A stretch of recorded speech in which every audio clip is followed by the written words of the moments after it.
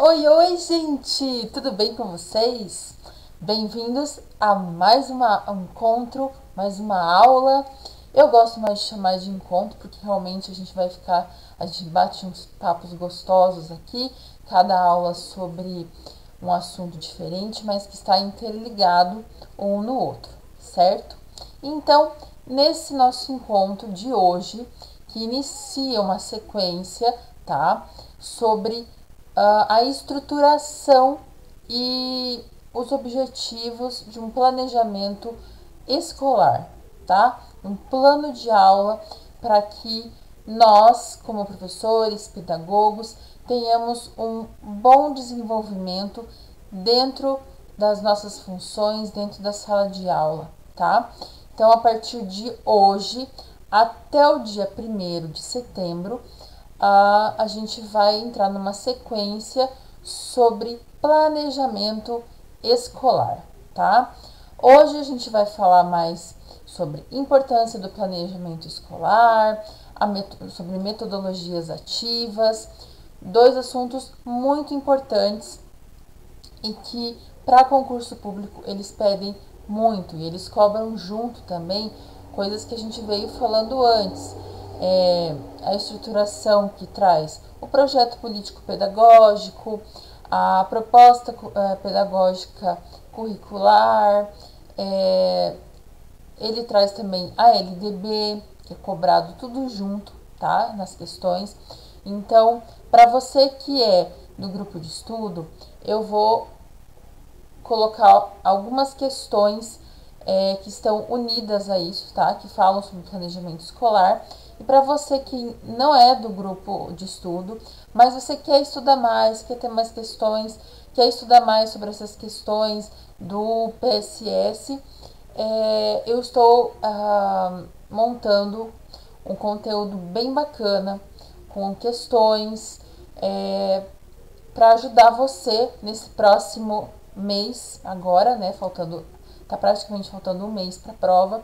Então eu estou elaborando uma apostilinha com várias questões para que você possa estudar desde das questões de planejamento escolar e também as questões que a gente viu, os conteúdos anteriores, língua portuguesa, sobre o ECA também, tá bom?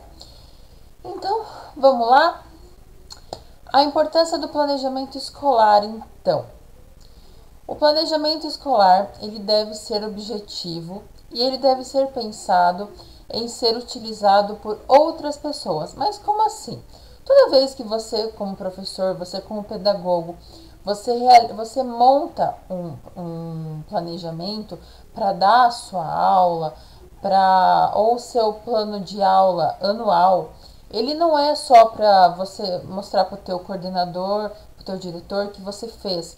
Ele é para você ter um norte e ele não é para ser engessado, ele é para ser entendido e ele é para ser flexível de acordo com as situações do seu ambiente escolar, de acordo com as situações que forem apresentadas a você, certo? E como é que a gente faz isso? E o teu planejamento ele deve ser claro de uma maneira tão grande que um outro professor daqui a um tempo ou precisando de ideias te pedir ajuda, você mostra o teu plano de aula para o teu planejamento para alguém e essa pessoa consiga entender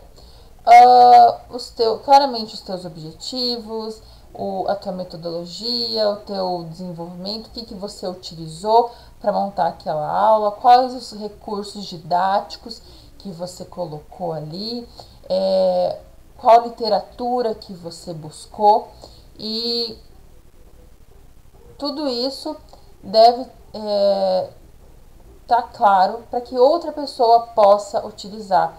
Porque às vezes você vai precisar mostrar para outra pessoa como é que você estava usando aquilo. Às vezes você teve que se ausentar por questão de doença, por questão de outras coisas também que fizeram você não poder estar presente naquele dia na classe, né? E um outro professor, como nós, PSS, né? Teremos que entender do que você estava falando, como você estava lidando para que os alunos continuem na mesma linha. Eu, quando substituí uma professora, o que eu mais gostei foi que ela entrou em contato comigo, ela me mostrou a metodologia dela.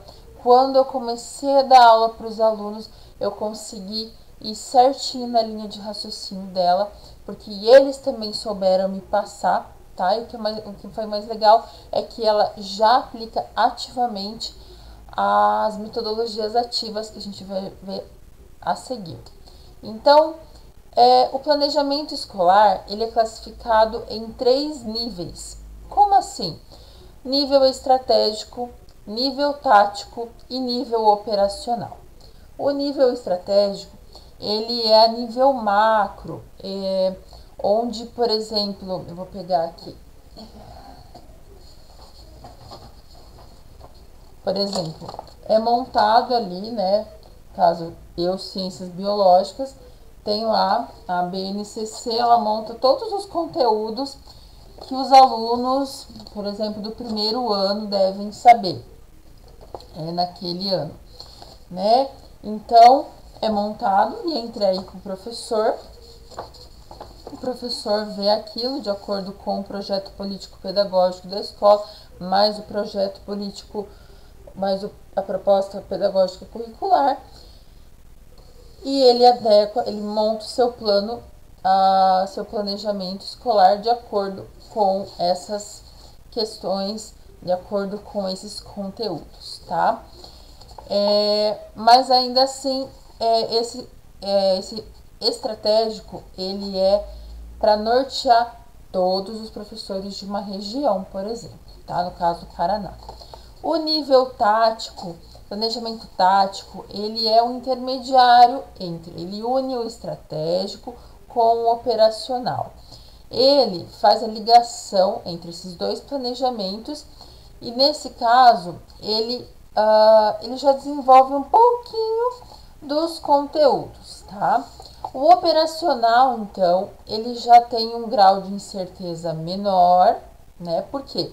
Porque aqui ele já direciona o conteúdo a ser aplicado de acordo com as necessidades dos alunos mesmo, dentro da sua sala de aula, tá?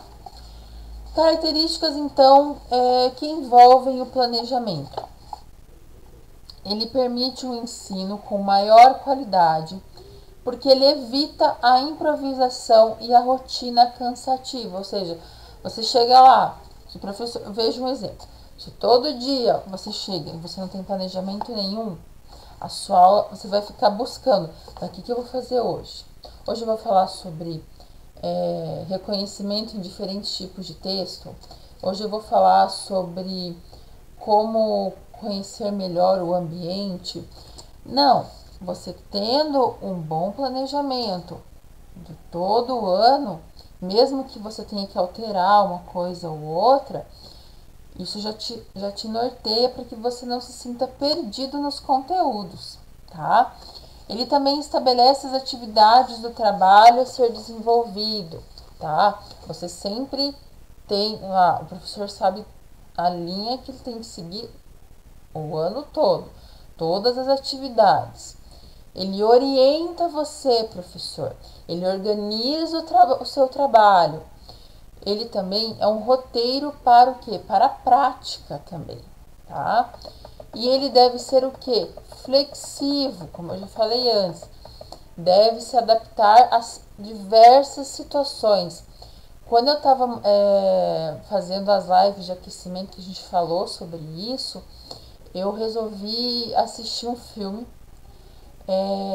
Escritores da Liberdade, que realmente era uma professora que ela chega com altas ideias na cabeça, que ia dar para fazer isso, ela é nova, mas ela percebe que ela vai ter que mudar, porque a realidade dos alunos dela não permitiria que ela introduzisse os conteúdos que ela queria introduzir naquele momento, porque eles ainda não tinham a carga de conhecimento necessária. Então, e eles tinham mais coisas para ser construídas, tinham que ter um suporte que ela acabou com as necessidades tendo que ver e levar isso adiante, e aí sim começar a colocar a literatura, colocar o conteúdo para eles e eles começarem a querer estudar, a querer fazer as coisas.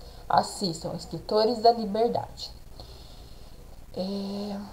Tá. Características que envolvem o planejamento, então. Ele permite um ensino com maior qualidade. Por quê? Porque ele evita a sua improvisação e a rotina cansativa na sala de aula. Ele estabelece as atividades do trabalho a ser desenvolvido. Já falei, perdão.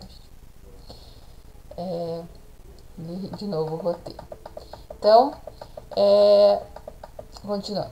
Depois de flexível, ele deve ter uma visão crítica participativa, ele deve ser claro e objetivo, ele necessita ser orientado pelas políticas públicas, pelos projetos políticos pedagógicos, pelo projeto, pela proposta pedagógica curricular, pela LDB, pela lei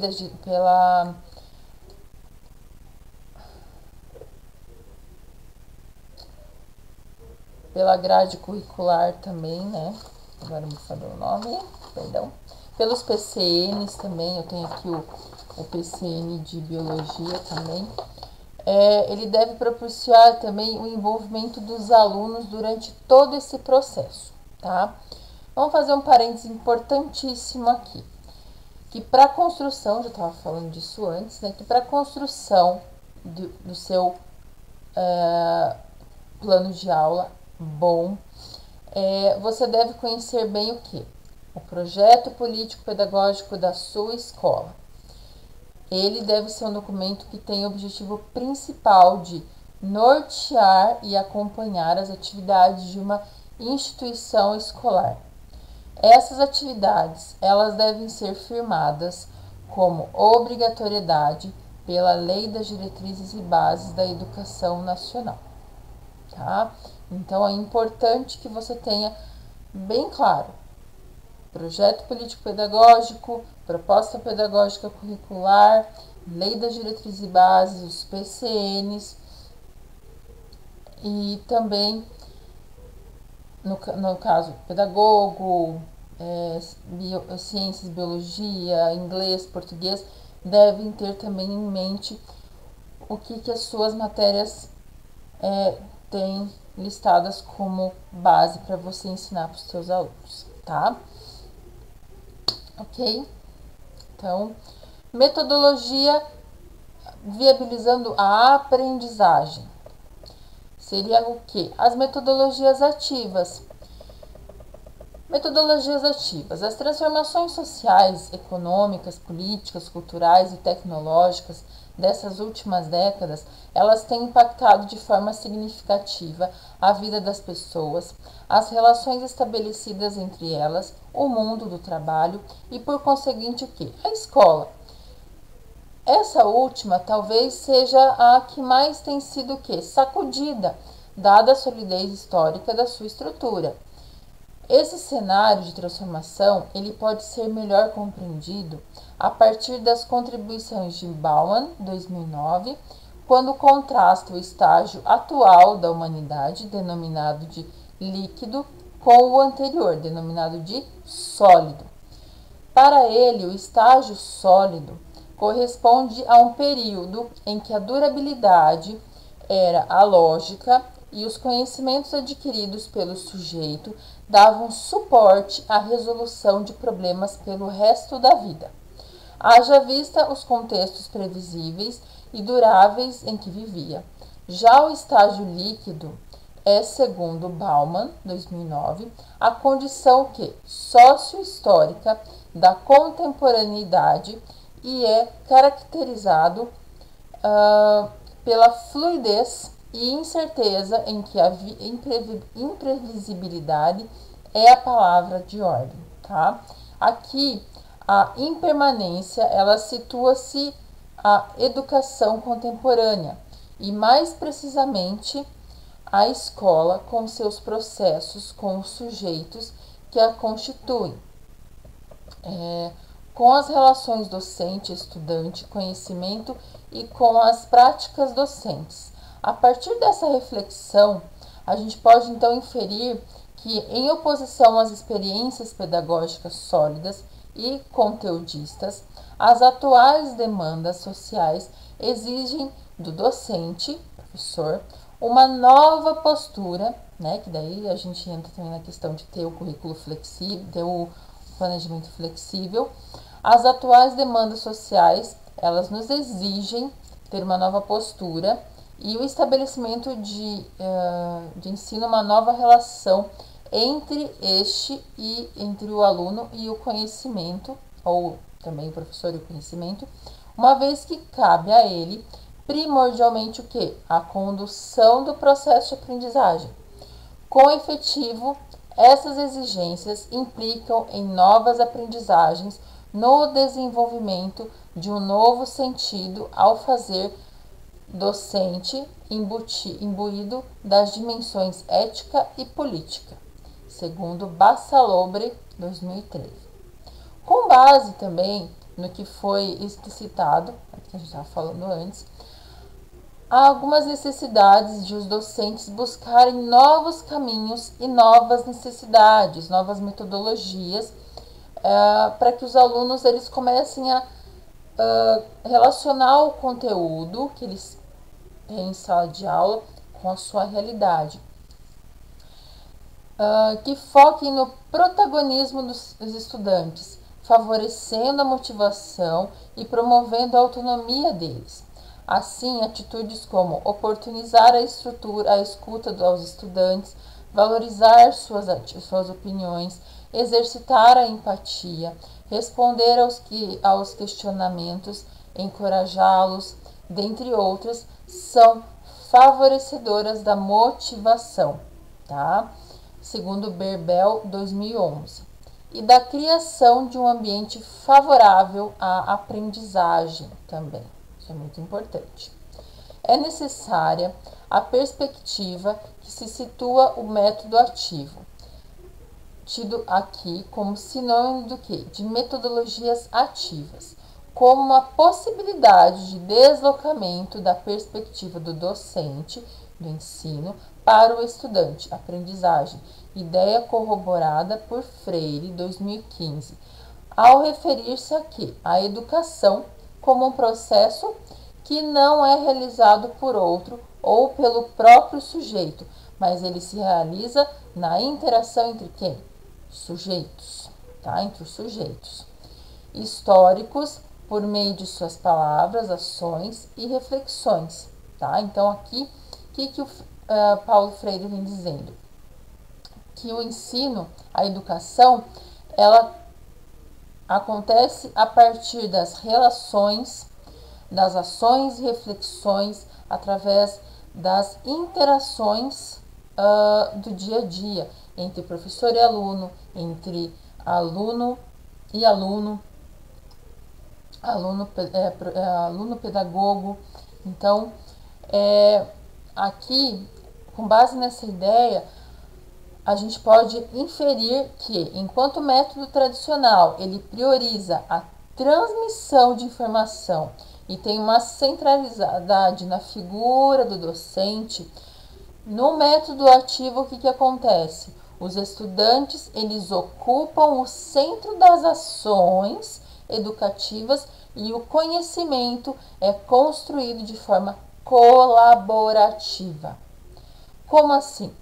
Vamos ver. Com base no que a gente está vendo agora, o método ativo, então, ele é um processo que ele visa estimular a autoaprendizagem e a curiosidade do estudante para pesquisar, refletir e analisar possíveis situações para tomada de decisão. Então, o método ativo ele serve para estimular a autoaprendizagem e a curiosidade do estudante, estimular a curiosidade do estudante para pesquisar, para refletir e para analisar as possíveis situações para a tomada de decisão. Assim, o professor ele fica apenas nesse processo todo como um facilitador desse processo, tá? Com efeito, essa mudança ela não é simples, tá? Não é simples simplesmente deixar o professor como centro e aí os alunos passarem a ser os próprios geradores de conhecimento. Sendo que toda a metodologia de ensino e de aprendizagem parte do quê? De uma concepção de como o sujeito aprende. Dessa forma, cada um, no seu percurso formativo, ele quer como estudante, quer como professor ou professora, age em consonância com as concepções de educação e de aprendizagem que você possui, ou seja, cada um vai começar a desenvolver as metodologias ativas de acordo com o conhecimento e de acordo com o seu ritmo, não saindo uma batida só e já começando a desenvolver as coisas, tá? Com muito estudo, com muita paciência, com muita calma e vendo qual é a sua realidade dentro de sala de aula. Portanto, faz-se necessário trazê-las a refletir como possibilidade de ressignificação da prática docente. Então, vamos ver agora os princípios da metodologia de ensino ativa, tá? Hoje, o método ativo, ele tem sido amplamente divulgado em universidades, estratégias estrangeiras, tá? E ele vem sendo construído diferenciais em instituições brasileiras que inseriram este referencial em suas organizações metodológicas, sobretudo em cursos de ensino superior da área da saúde, tá? Segundo Abreu 2009. Cabe também, vamos destacar também, que a sua essência, ela não se constitui em algo novo. Não é do século XX essa questão das metodologias ativas. Ainda segundo Abreu 2009, o primeiro indício dos métodos ativos, eles encontram-se na obra de Emílio Jean-Jacques Rousseau. Rousseau, ele foi tido como o primeiro tratado sobre filosofia e educação do mundo ocidental e o qual a experiência assume destaque em detrimento da teoria. São incontestáveis as mudanças sociais registradas nas últimas décadas e, como tal, a escola e o modelo educacional, eles vivem o quê? Um modelo de adaptação frente a essas mudanças. Então, desde Jacques Rousseau até aqui, muitas mudanças vêm acontecendo, muitas coisas vêm sendo aplicadas e mostrando que realmente é possível, sim, a gente colocar essas metodologias para desenvolver em sala de aula, para que os alunos compreendam melhor aquilo que eles estão vendo. Assim, as pessoas, e em especial os estudantes, eles não ficam mais restritos ao mesmo lugar.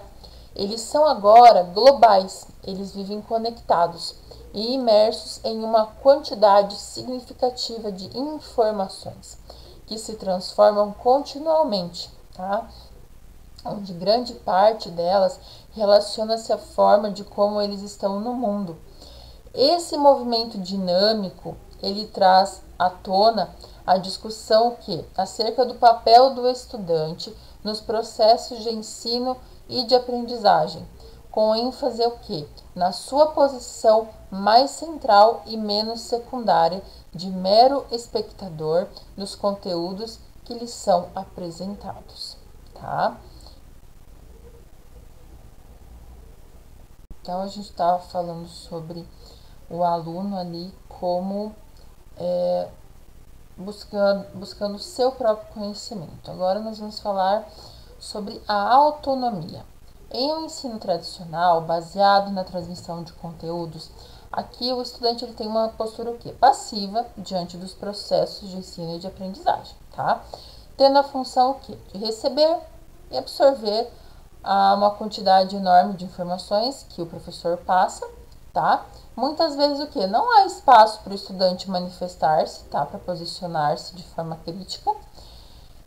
E aí, ao desenvolver essas práticas pedagógicas norteadas pelo método ativo, o estudante ele passa o quê? A assumir uma postura ativa, exercitando uma atitude crítica e construtiva, que a partir dessa autonomia vai fazer dele um profissional melhor preparado para o mercado de trabalho.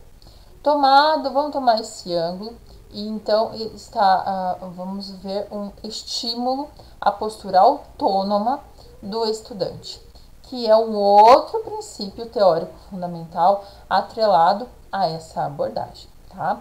Segundo Berbel, 2011, o que corrobora com esse entendimento, acrescentando que essa característica da autonomia é fundamental no futuro para o exercício da autonomia, é o engajamento do aluno em relação a novas aprendizagens pela compreensão, pela escolha e pelo interesse.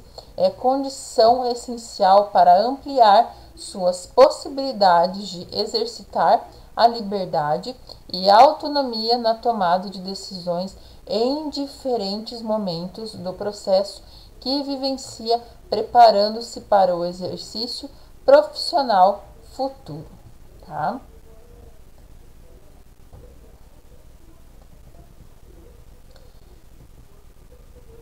Então, o professor ele deve fazer o quê? Assegurar um ambiente dentro do qual os alunos eles possam reconhecer e refletir sobre suas próprias ideias, aceitar que outras pessoas expressem pontos de vista diferentes dos seus, mas igualmente válidos, e possam avaliar o que? A utilidade dessas ideias em comparação com as teorias apresentadas pelo professor, tá? Segundo Joffre, 2002.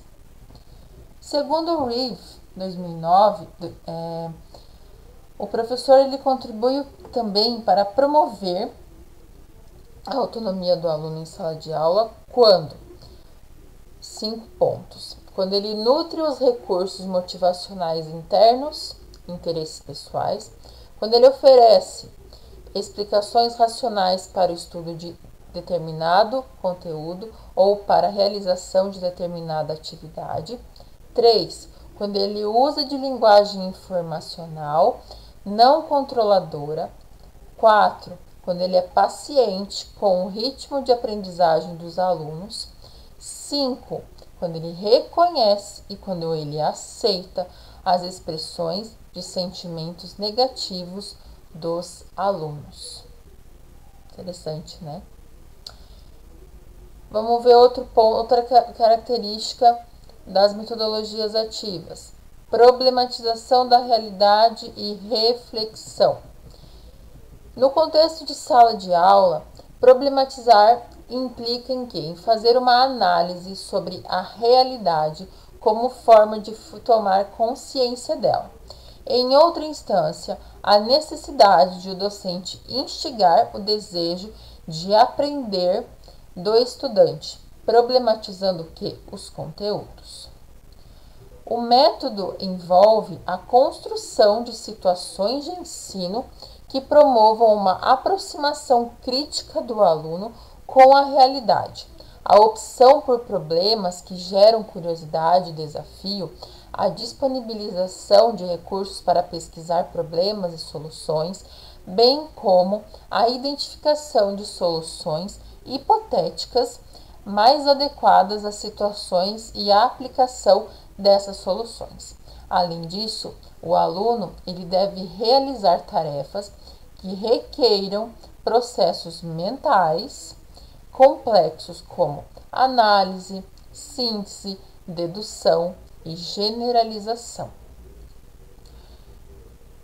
Por metodologia, então, mas o que a gente pode entender? A gente viu sobre essa problematização, mas o que a gente pode entender por metodologia ativa? Que é um processo de organização da aprendizagem estratégias didáticas, são estratégias didáticas que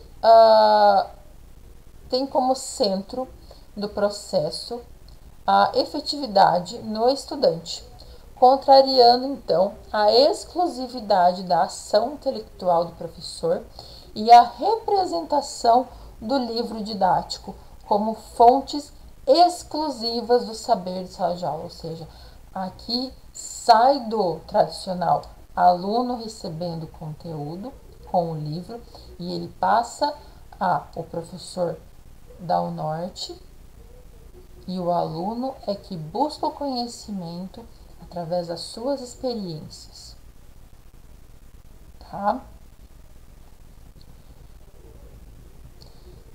Aqui também outra característica, trabalho em equipe. O trabalho com metodologias ativas de ensino favorece a interação constante entre os estudantes. A aula expositiva, na qual os alunos eles sentam-se nas carteiras individuais, em que são proibidos de trocar ideias com os colegas, ele dá lugar a momentos de discussão e trocas.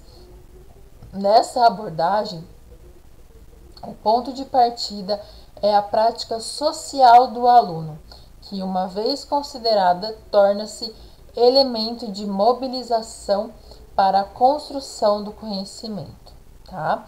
O professor, o que cabe a ele? Se o aluno vai estar procurando tudo, indo atrás das coisas, cabe ao professor a tarefa, então, de despertar no seu aluno uma atitude crítica diante da realidade em que se encontra inserido, preparando o quê? Preparando o aluno para ler o mundo, a princípio, o seu mundo, mas daí em diante e, gradativamente, todos os mundos possíveis. Inovação. Outra característica. O dicionário conceitua o termo inovar como: primeiro, introduzir novidades. Segundo, renovar, inventar, criar. O termo tem um valor significativo e nesse recurso de transcender a abordagem tradicional de ensino, que privilegia unicamente metodologias de transmissão mecânica de conteúdo, em que a função do estudante é de receptor passivo, a metodologia ativa de ensino, ela exige o quê? Tanto do professor quanto do estudante. A ousadia do quê? De inovar no âmbito educacional. Outra característica importante, professor como mediador, facilitador e ativador. Aqui o professor ele vai ensinar a pensar, significa não transferir ou transmitir a um outro que recebe de forma passiva, mas o contrário, provocar, desafiar ou ainda promover as condições de construir, refletir, compreender, transformar sem perder de vista o respeito à autonomia e dignidade deste outro. Esse olhar reflete o que? A postura do professor que se vale de uma abordagem pautada no método que? Ativo. Segundo Moran, 2015, o professor que utiliza-se do método ativo, ele tem o papel de curador e de orientador. Curador que escolhe o que é relevante entre tanta informação disponível e ele ajuda a que os alunos encontrem sentido no mosaico de materiais e atividades disponíveis. Curador, no sentido também de cuidador. Ele cuida de cada um dos alunos, ele dá apoio, ele acolhe, ele estimula, ele valoriza, ele orienta e ele inspira. Ele orienta a classe, os grupos e a cada aluno. Ele tem que ser competente intelectualmente, efetivamente e gerencialmente. Ele é um gestor de aprendizagens múltiplas e complexas, o que exige dele ser um profissional melhor preparado, remunerado, valorizado, mas infelizmente não é o que acontece na maioria dos casos.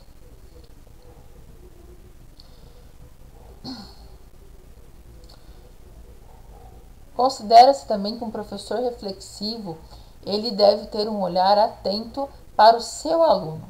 Mais do que isso, ele precisa deixar seu aluno se expressar e planejar sua aula com base no conhecimento tácito expresso pelo aprendiz.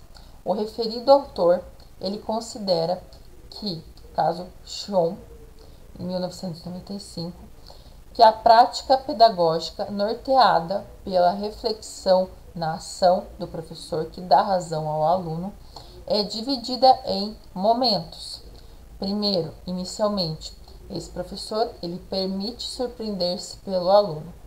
Depois, ele reflete sobre esse fato.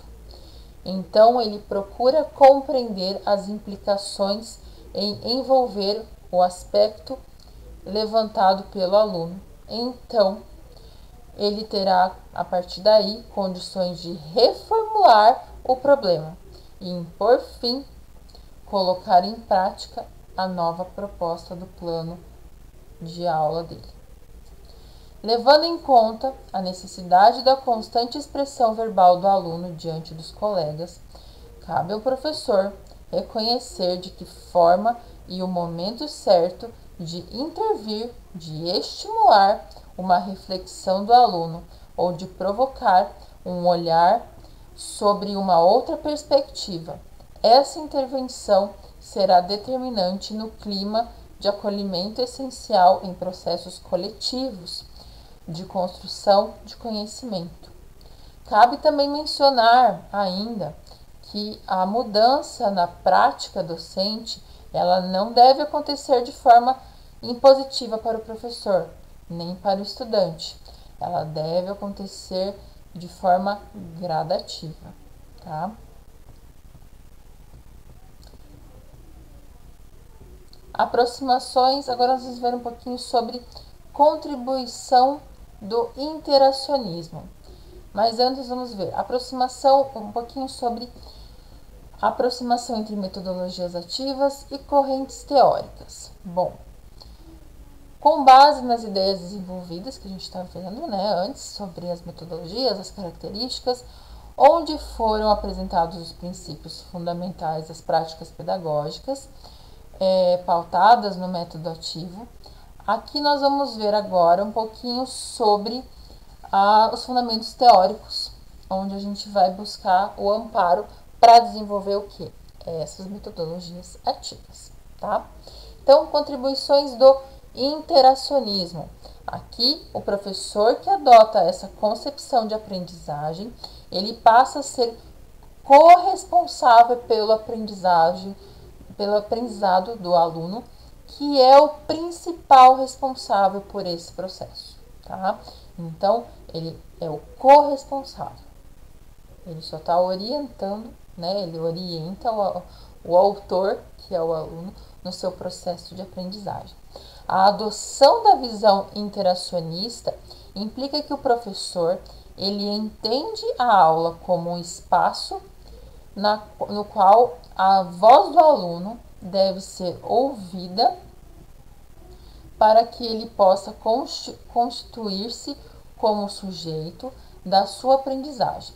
Isso conduz o aluno à formação de uma consciência crítica que o professor precisa fomentar, tá? Alimentar. Oliveira, 2010.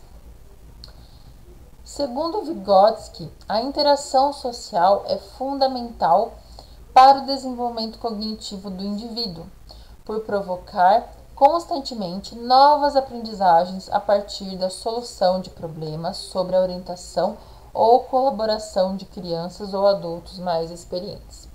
Vygotsky considera que a aprendizagem ocorre dentro da zona de desenvolvimento proximal, que é a distância entre o nível de desenvolvimento cognitivo real do indivíduo, tá? Que é a capacidade de resolver problemas independentemente, e o nível de desenvolvimento potencial, capacidade de resolução de problemas sob orientação de um adulto.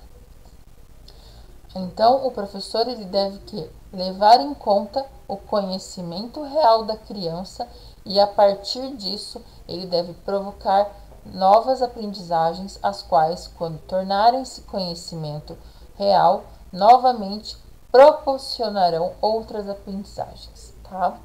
Então, vamos esclarecer melhor o pensamento de Vygotsky, refletindo em outra citação, de Nogueira e Leal, 2015, onde eles dizem o seguinte, que o professor ele deverá tomar como ponto de partida o que o aluno já conhece e domina, para então ele atuar ou interferir na zona de desenvolvimento potencial, levando a criança a alcançar novas aprendizagens que, por sua vez, impulsionam o desenvolvimento e concretizam outras novas aprendizagens. Ou seja, é a partir do que o aluno já sabe, é que o professor vai começar a desenvolver o potencial para mais conhecimento.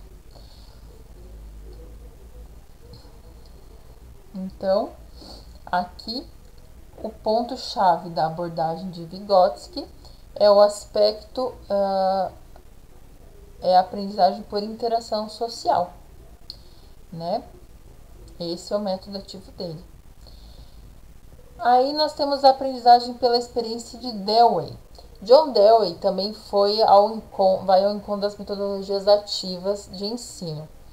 E o ponto de encontro dessas abordagens diz respeito a não haver separação entre a vida do aluno e o ensino, tá? De acordo com o pensamento de Dewey, é permitido que, ao estudante compreender os objetos, os acontecimentos e os atos do seu contexto social, habilitando-os para uma participação ativa nas atividades. O autor ele define 5 condições para uma aprendizagem que integra diretamente a vida. Ele não se prende em minuciar cada uma delas, mas ele é pertinente, ele insiste em mencioná-las a fim de reconhecer a aproximação com o método ativo. Vamos ver quais são essas 5. Só se aprende o que se pratica. Não basta apenas praticar, é preciso haver reconstrução consciente da experiência. Aprende-se por associação. Não se aprende nunca uma coisa só. Toda aprendizagem deve ser integrada à vida, ou seja, tudo está relacionado ao meio. Metodologias ativas favorecendo a aprendizagem significativa, com significado. O que quer dizer isso? Um exemplo. Um aluno que, para realizar uma prova avaliativa, ele decora fórmulas, macetes, leis, e ao término da avaliação, ele esquece tudo e está submetido à aprendizagem mecânica, tá? A corrente teórica alsobeliana também trata das condições para a ocorrência de aprendizagem significativa. A não arbitrariedade do material, a subjetividade e a disponibilidade para a aprendizagem. Importa, então, também para esse trabalho, para essas explicações, a gente dá destaque a uma última condição que se refere à necessidade da predisposição favorável do aluno para a aprendizagem. Segundo Moreira, nas palavras dele, independentemente do quão potencialmente significativo seja o seu material a ser aprendido, se a intenção do seu aprendiz, do seu aluno, for simplesmente de memorizar, arbitrária e literalmente, tanto o processo de aprendizagem como o seu produto serão mecânicos ou automáticos.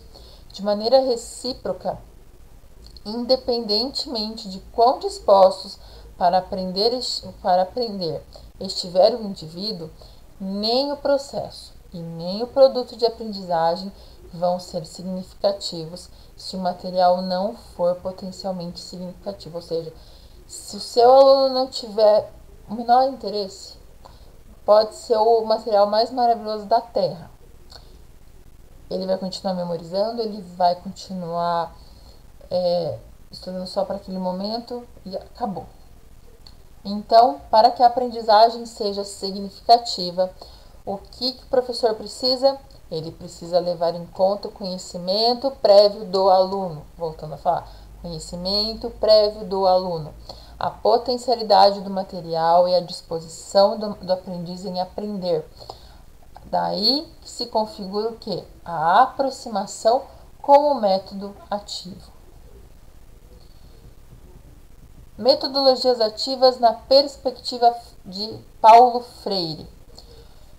Paulo Freire ele foi o quê? Um dos pioneiros a problematizar os desafios concretos que impulsionaram o quê? A articulação de movimentos populares em direção à transformação das realidades sociais opressoras. Para o educador, um dos grandes problemas da educação paira no fato de que os alunos serem estimulados a pensarem autonomamente. Sua abordagem acontece dentro do seguinte enfoque construtivista. Aqui o professor tem o papel de assegurar o quê? O ambiente dentro do qual os seus alunos possam reconhecer e refletir sobre as suas próprias ideias. Aceitar que as outras pessoas expressem pontos de vista diferentes dos seus, mas igualmente válidos e possam avaliar a utilidade dessas ideias em comparação com as teorias apresentadas pelo professor. De fato, desenvolver o respeito pelos outros, tá? Não é só aprendizagem, ok? É você aprender a conviver mesmo, fazendo parte da aprendizagem. E a capacidade de dialogar é um dos aspectos fundamentais do pensamento freiriano.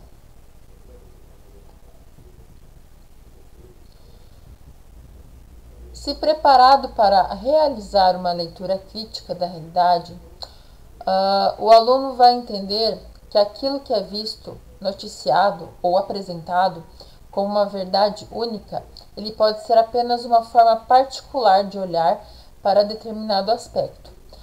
Porém, o sujeito que não tiver sido preparado para receber essa informação como verdade absoluta, conformando-se naturalmente, a reflexão sobre esses fatos, ela permite reconhecer o quê? A importância do fortalecimento da consciência crítica dos alunos da escola, que perpassa pelos caminhos de uma postura autônoma e ética. O que quer dizer? Que as crianças precisam crescer no exercício desta capacidade do quê? De pensar, de indagar, de perguntar e de duvidar, de experimentar hipóteses de ação, de programar e de não apenas seguir os programas a elas, mais do que impostos. As crianças elas precisam ter assegurado que o direito de aprender, de decidir, o que se faz decidindo. Se as liberdades não se constituem entregues a si mesmas, mas na assunção ética na necessidade de limites, a assunção ética desses limites não se faz sem riscos a serem corridos por elas e pela autoridade ou autoridades com que dialeticamente se relacionam. Assim, surge a necessidade de os professores buscarem o quê? Novos caminhos e novas metodologias de ensino que foquem a interação entre os sujeitos, professor, aluno, aluno, aluno, professor, professor, o protagonismo e a postura crítica e autônoma dos estudantes, a fim de promover o quê? Efetivamente aprendizagens significativas. Então, importa o quê? Salientar que, assim como ocorre com as teorias, a escolha de por uma metodologia ativa, por si só, ela não é a solução para o problema de um plano de aula melhor, para o problema de evasão. ela não transforma o mundo ou mesmo a educação. Convém ilustrar essa importante constatação com um exemplo. O problema com mapas conceituais é considerado um método ativo, tá? O trabalho. Já que os alunos, muito provavelmente em grupos, são os agentes principais e agirão autonomamente na sua elaboração. Contudo, se o trabalho com o mapa não tiver um objetivo claro por parte do professor e este não provocar os alunos, levando em conta tal objetivo, o método ativo pode ser questionado. Acredita-se, portanto, que para produzir os resultados pretendidos, se faz necessário ao docente compreender o que? A metodologia utilizada, de tal forma que a sua escolha traduza uma concepção clara daquilo que intenciona obter como resultado. Então, de acordo com base nisso, a gente pode entender que se o docente utilizar o mesmo plano de aula e as mesmas estratégias inúmeras vezes, sem fazer uma reflexão sobre os seus resultados e desdobramentos na aprendizagem de cada estudante, é possível que nesse caso a sua ação se torne rotineira, automática e então não vai ter um caráter ativo e também pode produzir o que? Um componente de passividade desses estudantes.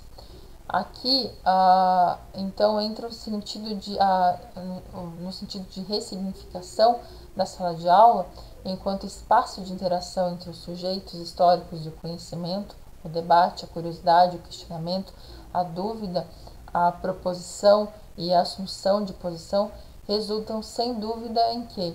No desenvolvimento, em protagonismo e autonomia, né? Mas precisa que o professor, a cada conteúdo aplicado, a cada momento que ele vive, ele precisa refletir, ele precisa analisar os resultados, ele precisa rever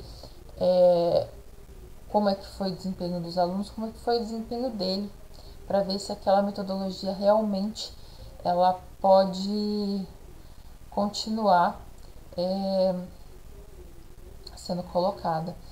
E também colocando coisas novas, de acordo com o que os seus alunos apresentaram, né? Então, galera, é isso. Para você que é do grupo, tá? Eu vou deixar algumas questões sobre planejamento, metodologia ativa, tá? E para você que é do YouTube, que tá do YouTube, que me segue no canal, e tiver interesse de adquirir material, eu estou preparando um material bem bacana de revisão, bem fácil, bem rápido, só com questões mesmo, para você poder ver os vídeos e associar o conteúdo com as questões e poder estudar. Também vou estar oferecendo um programa de auxílio e tira dúvidas dessa primeira parte do PSS também, tá? Todas as informações eu vou deixar aqui abaixo, caso de você do YouTube, tudo aqui embaixo, como entrar em contato comigo, beleza? Se cuidem, fiquem na paz de Deus, um beijo e nos vemos na quinta-feira.